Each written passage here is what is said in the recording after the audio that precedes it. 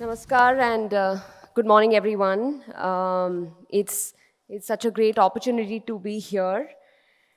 I wanted to start by thanking Economic Times, and I wanted to kind of just address everyone here. Honorable Minister of State for Education, Government of India, Dr. Subhas Sarkar, we will be hearing from as well.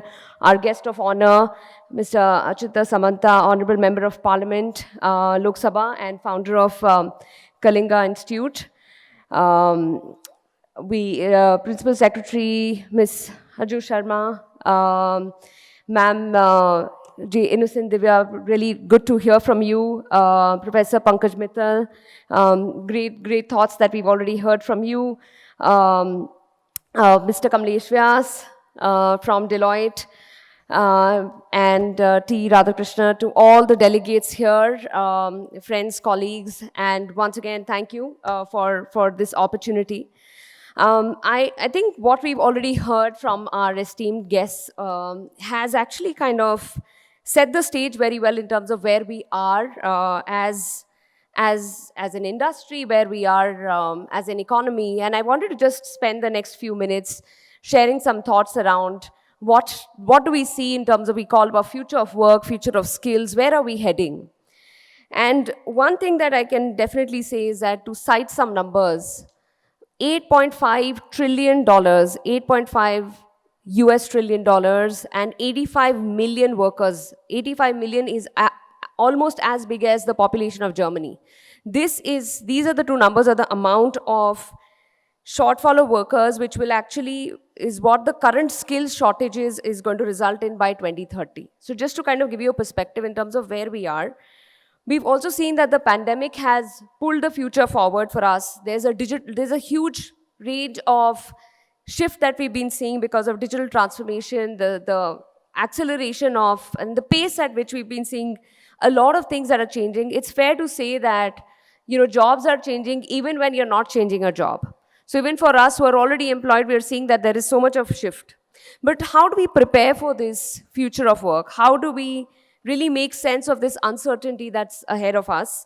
At the same time, this huge opportunity. What kind of mindset shift do we really need to address these issues very differently?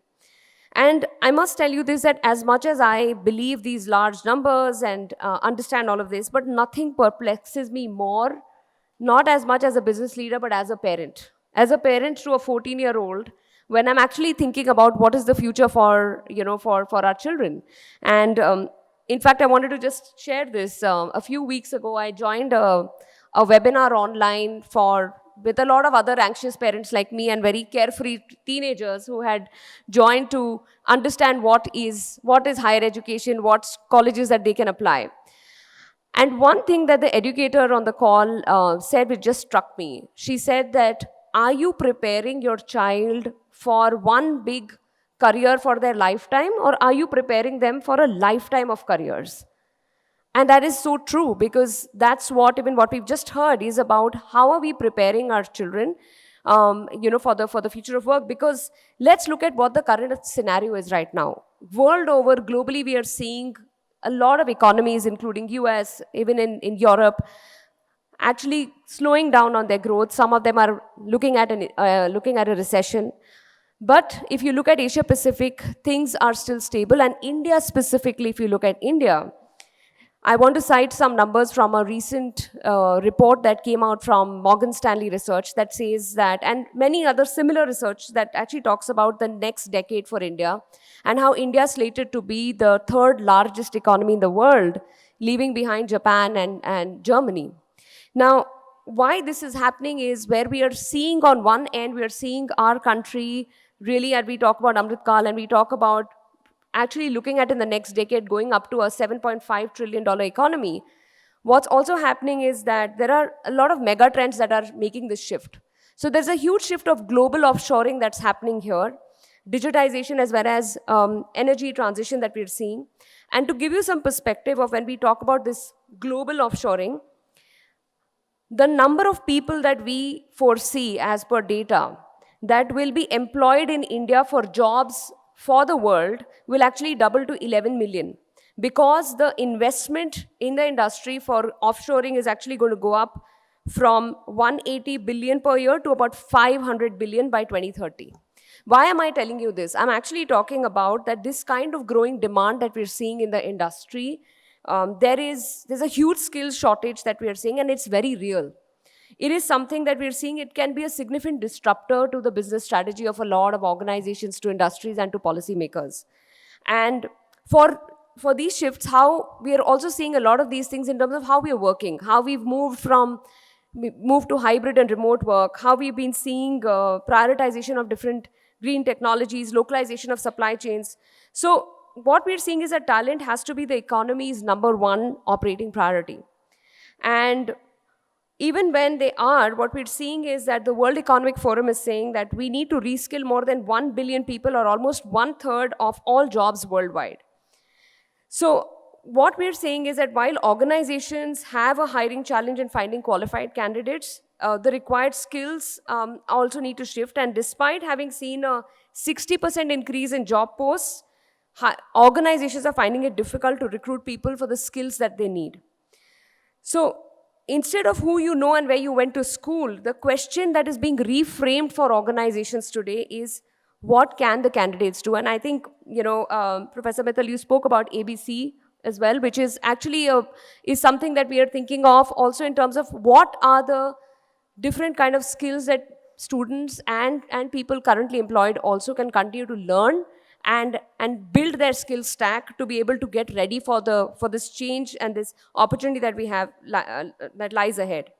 In fact, what we're seeing is that it isn't just the responsibility of the recruiting team of an organization, but the entire education system and ecosystem needs to work towards building the right skills and preparing the students for future of work. It's a philosophy that we see is weaving through the entire employee life cycle and determines how well we develop our students.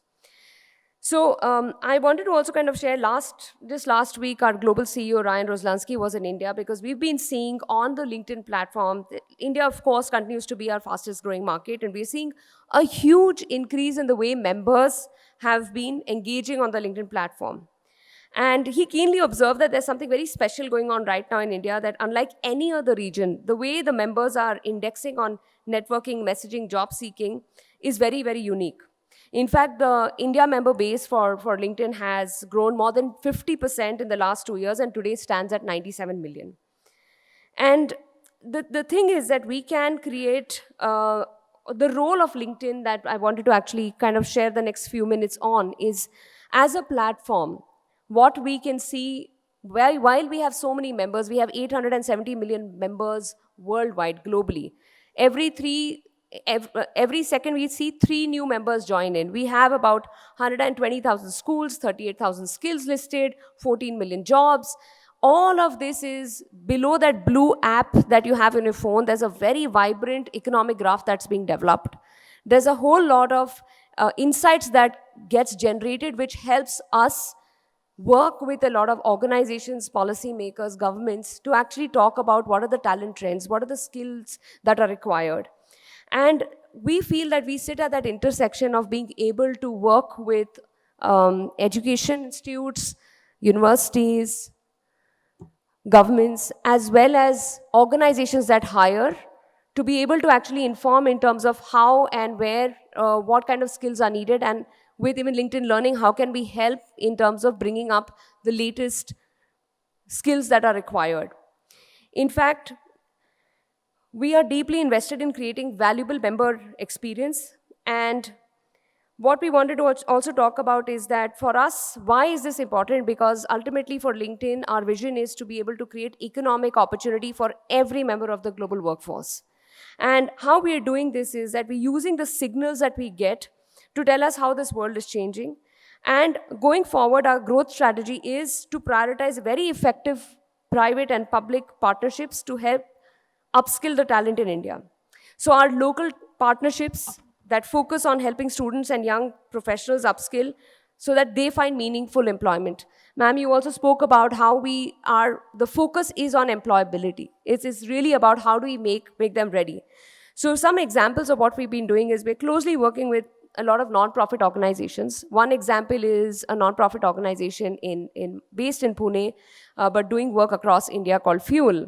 And our partnership with them recently, we kind of helped them to train over 50,000 students, get access to technical skills like AI and Java through LinkedIn Learning. We have LinkedIn also in association with Microsoft has partnered with the government of Andhra Pradesh and is empowering 162,000 students and unemployed youth across 200 colleges, 16 universities in the state to get upskilled and find meaningful employment. Recently, we also signed a 12-month contract with Face Prep to share 6-month free premium subscriptions to students, to verified students in India. And in just 5 months, we have seen that we've been able to touch 2 lakh students across 100 colleges, and we saw a 20% increase in the way LinkedIn, their usage and their skill building has been making that progress. Earlier this year, we also signed an MOU with the Kerala Department with the Kerala Development and Innovation Strategy Council and the ICT Academy of Kerala Knowledge Mission. This partnership aims to boost employability skills even in the state of Kerala. And then we've also recently entered a 3-year regional partnership with UN Women to advance women's economic empowerment by cultivating digital, soft, and employability skills for over 2,000 women in Maharashtra. So, all I'm trying to say, and I would like to end that we are doing whatever it takes to help connect talent to opportunity. And we want to help members create their profiles, show the skills that they need, and get access to the right opportunities. If they don't have the skills, we want to help them build their skills, leverage LinkedIn Learning, and acquire those skills. And on the other side, we also want to help organizations that are looking to hire to understand the skills that they need and the skills that are needed for the roles to find the right talent and at the right opportunity. Our strategy is deeply rooted in doing good and in doing well. And I say that we sit at that intersection of these two things, of doing good for the world and doing well in business. And once again, I would say that it's a privilege for me to share these thoughts with you, as well as a privilege to be able to be in a position where we can make that difference as well as create economic opportunity for every member of the global workforce. That I just want to thank you and hand it over to you. Thank you.